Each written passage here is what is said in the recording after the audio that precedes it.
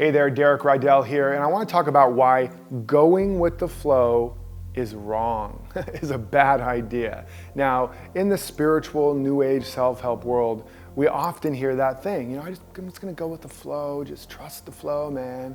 Here's why that's a bad idea.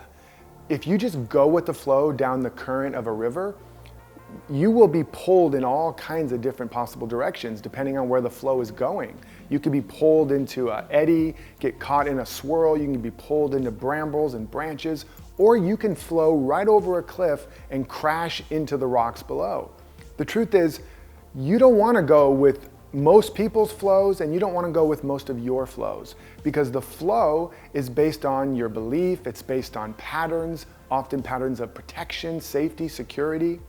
So I like to say flow, but don't forget to row. You have to live with intention.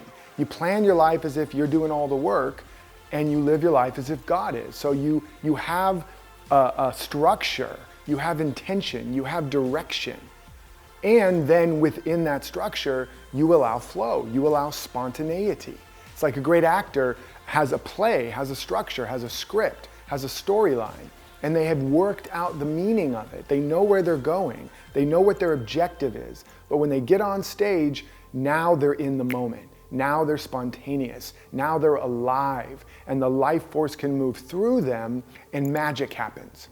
And it looks magical and it's spontaneous and it can be powerful and cathartic, but there's structure, there's intention. And a lot of the reasons why people are afraid to do anything but just go with the flow is because to really have intention, to really go for what you want, for what you really, really want, is going to bring up all the reasons why you don't believe you can have it. It's going to bring up all the fear and all the resistance and all the reasons why you don't have it yet. And it's going to hit those thresholds where you bump into your limited map of reality, to your limited self-concept, to your sense of lacking self-worth. I'm not good enough, I'm not enough, I don't have enough, there isn't enough, it's too late, it's too soon, nobody will support me, etc., etc. That's all the resistance that's actually creating a current. And if you just go with the flow, that's the flow you're going to go with. So you don't want to just go with the flow, you want to flow with the go. You want to know, where do I want to go? What do I really want? And then you go for it. And you're going to hit places where it's not going to flow. Doors are going to close, windows are going to close, walls are going to come up, boulders are going to be in your way. It's not going to feel flowy all the time. And that is not a sign that you're out of alignment. That's actually a sign that you're bumping into places where you need to get more in alignment, where you need to grow, where you need to let more come out of you. And it's not easy.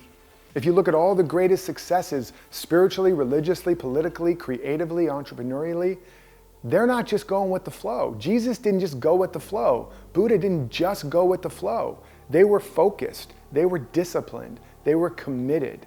They were challenged. They dug deep. They had to grow. It's better to say go with the grow than it is go with the flow. Where do you need to grow? If you do that, more real flow will happen.